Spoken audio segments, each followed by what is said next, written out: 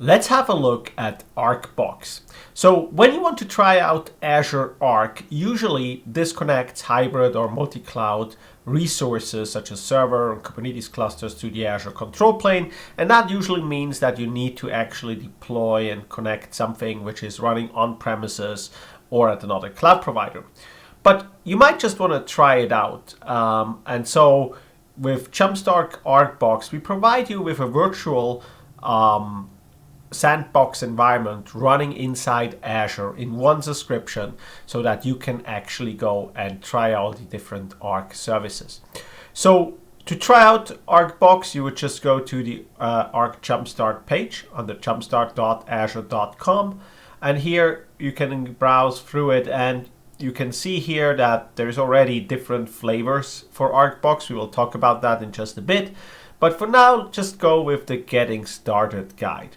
So that explains a little bit what ArcBox is and how it works and what it is supposed to do.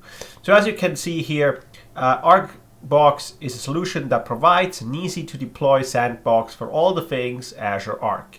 ArcBox is designed to be completely self-contained within a single Azure subscription and resource group, which will make it easy for a user to get hands-on with all the available Azure Arc technologies with nothing more than available Azure subscription. So again, runs completely in the cloud and basically sandboxes that environment. There's obviously different use cases for this. So if you want to have a sandbox environment, if you want to do a proof of concept, you want to do some training based on Azure Arc, you want to do a demo environment which you can show to customers or partners, and then obviously if you want to do some rapid integration testing where you need to spin up new Arc services very quickly and probably redeploy them as well.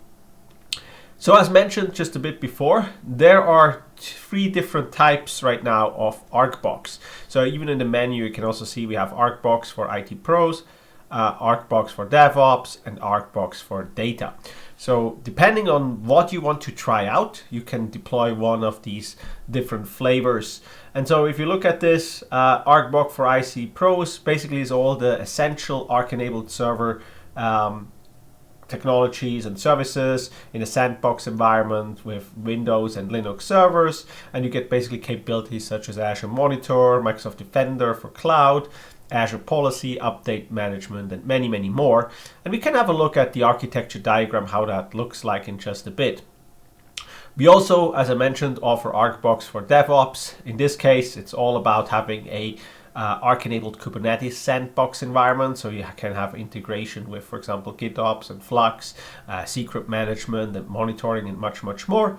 Or if you're looking at the data side of things, if you have, for example, Arc-enabled SQL managed instance you want to try out, and basically try out things such as Active Directory authentication, point-in-time restore, high availability, and disaster recovery, you can do that with ArcBox for DataOps as well.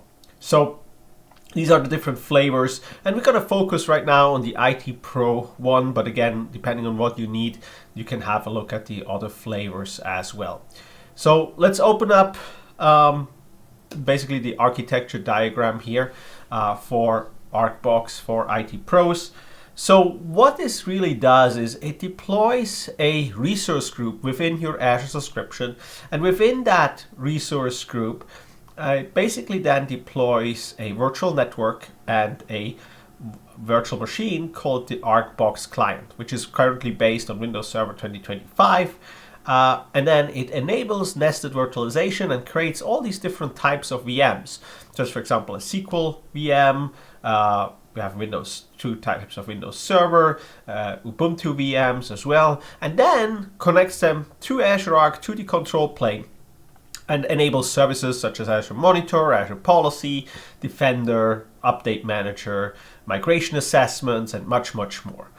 And then once you're done, you basically can very quickly go and just basically delete the whole resource group, and that will remove the whole sandbox environment from your subscription. So you can imagine that this obviously needs to have a pretty big virtual machine in Azure to basically run all this nested virtualization, and we will just have a look at that in just a bit. So if we go back to the website, we can also open up the frequently asked questions, and there we get a couple of interesting information as well. So we talked about the different use cases. Again, very, very handy if you want to try out thing, do a proof of concept. We also have a lot of people using this for trainings and presentations as well, because it really provides you very quickly a Arc environment. And again, this is highly automated, so you don't need to go and connect everything. You basically will just deploy the ArcBox and everything will be there after it is deployed. So to require this, actually you just need an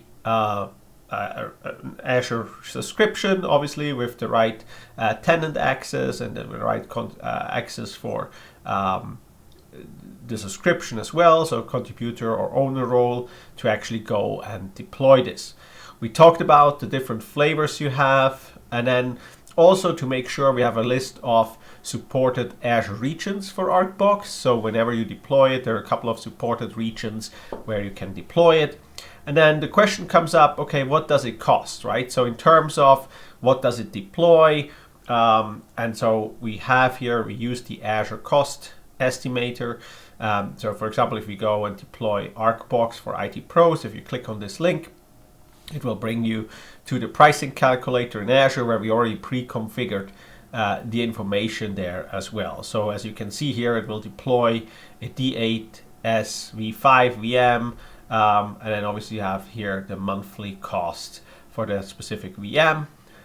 And then if you scroll down, there's additional services such as Azure Monitor, storage accounts, Bastion, if you choose to deploy it. And we will talk about Azure Bastion and how to connect to your ArcBox environment in the deployment guide to get a little bit more out of that. But then you can also see like all the other services which are included, including Microsoft Defender for Cloud. And again, you will get a total of monthly costs when you keep this obviously running.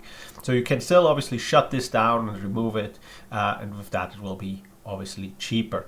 But this gives you a good sense of what the cost will be to run such a box in a month. Again, you can also change the time this environment runs to actually calculate what the cost will be for that specific service.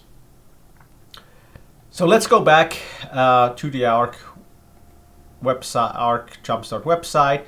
Again, one more thing to highlight: if you deploy this, it's highly automated, so that's perfect. But then if you run into any issues, there's also some information, like we have troubleshooting pages if you need to. So in the next video, we will have a look on how you can actually deploy the ArcBox for IT pros.